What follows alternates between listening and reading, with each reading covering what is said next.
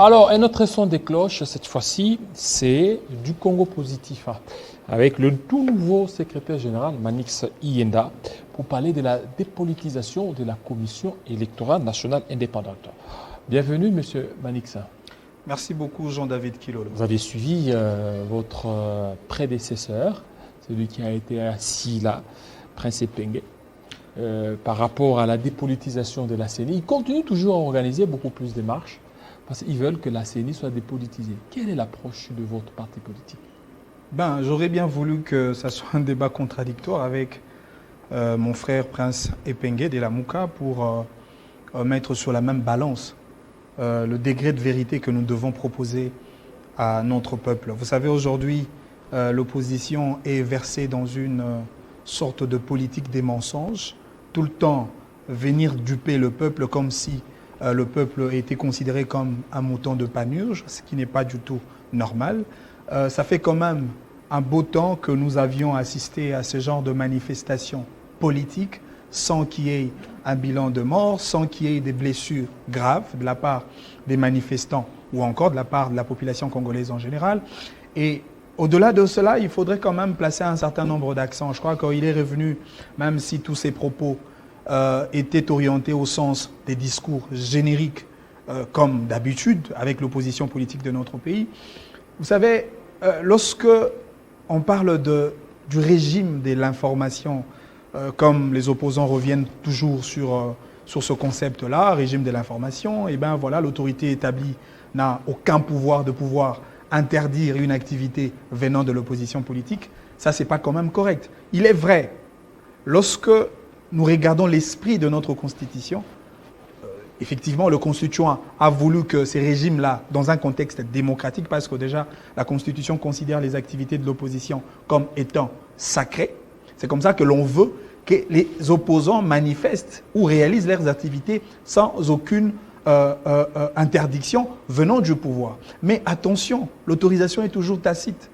Parce qu'au-delà de tout, il y a une autorité administrative qui doit veiller sur l'effectivité de cette activité. C'est comme ça que même quand on s'approche vers l'autorité urbaine pour organiser une quelconque activité dans une place publique, parce que vous savez, dans cette activité, il y a aussi des populations qui n'ont rien à voir avec la Mouka comme parti politique.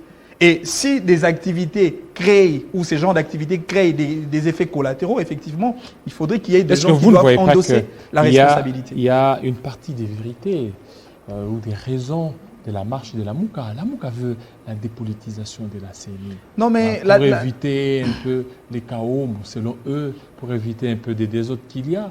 Regardez aujourd'hui, même au niveau des confessions religieuses, tout est politisé. Alors, il faut certainement commencer par là pour ne pas tomber dans les erreurs du passé. Bon, la Mouka est dans une phase de faiblesse qui ne dit pas son nom. Des faiblesses. Elle pleure, la Mouka en tant que formation politique, elle pleure à tout bout de champ.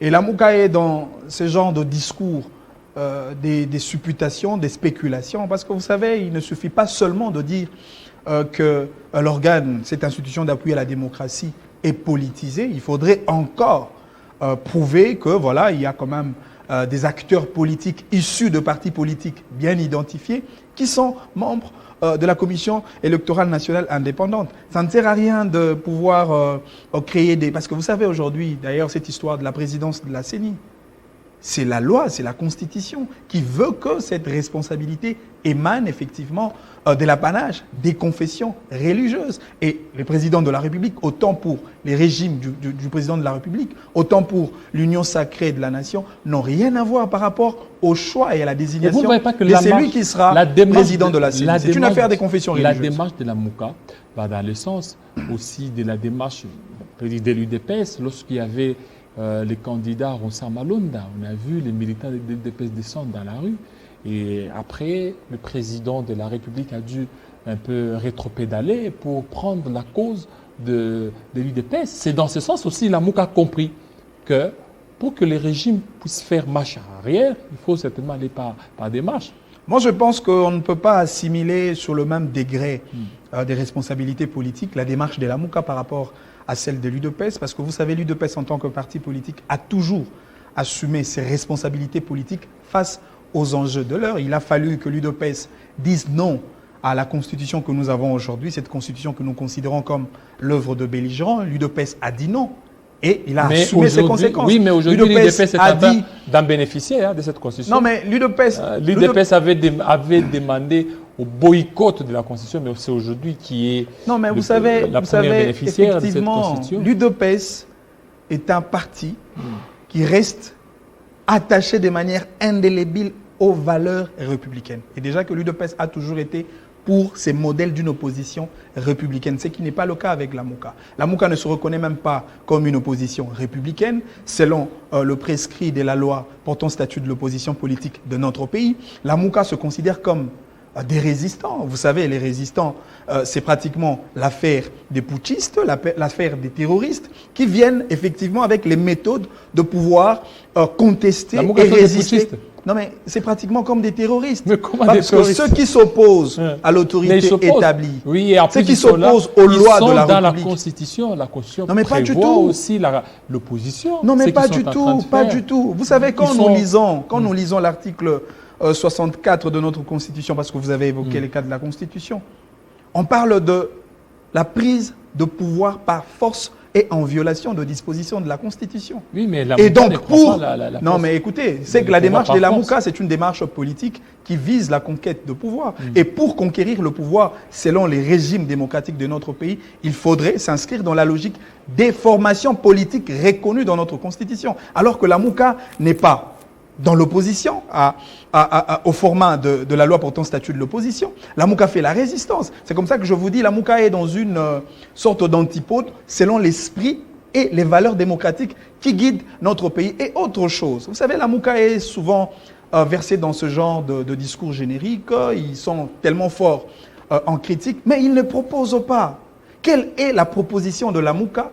Quelle est la proposition des Lécidés, autant pour le parti d'Adolphe Mouzitou, mais ils ont proposé, ils ont donné à l'avenir de notre pays sur les questions électorales. Ils ont proposé la dépolitisation de la CENI. Non, mais la dépolitisation, ils ont dit, par rapport à ce qui est prévu, ces 15 membres au niveau de la plénière pour la MOUCA, ils ont demandé à ce qu'on puisse élargir. Il y a déjà un cahier de leurs propositions. Non, mais encore une fois, de plus. Jusque-là, ils accusent le bureau Mbosso de ne pas prendre en compte. Encore une fois de plus, la MOUCA s'élance toujours dans ce genre de compétition à la recherche de postes politiques. Ça, ce ne sont pas des propositions. Ça, pour eux, ils s'attendent aux élections de 2023. Non, mais avec quoi comme proposition, avec quoi comme idée?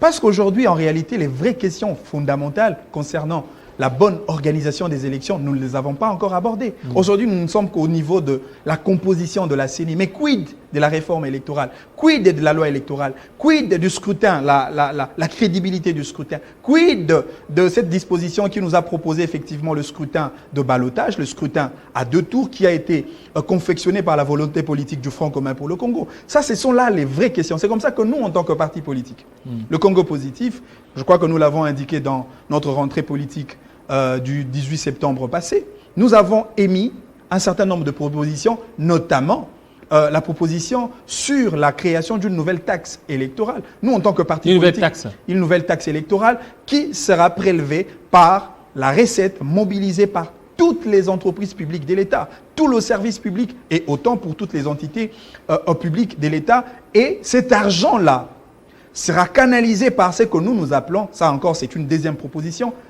versé dans ce qu'on appelle la Caisse nationale des élections. Parce qu'il n'est pas quand même normal qu'à chaque fois, chaque année, chaque après-mandat, nous venons avec des justifications comme quoi nous n'avons pas de l'argent pour organiser les élections. On ne sait pas, le pays n'a pas assez de moyens, le pays a été frappé par les effets de la Covid-19, etc.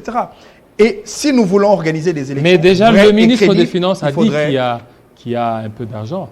Donc, qui a été mis de côté pour organiser des élections. Non, mais moi, je pense que dans la traçabilité et dans l'affectation de l'argent qui auront pour but ou qui aura pour but organiser les élections, nous savons que cette traçabilité est déjà bien fixée selon la loi.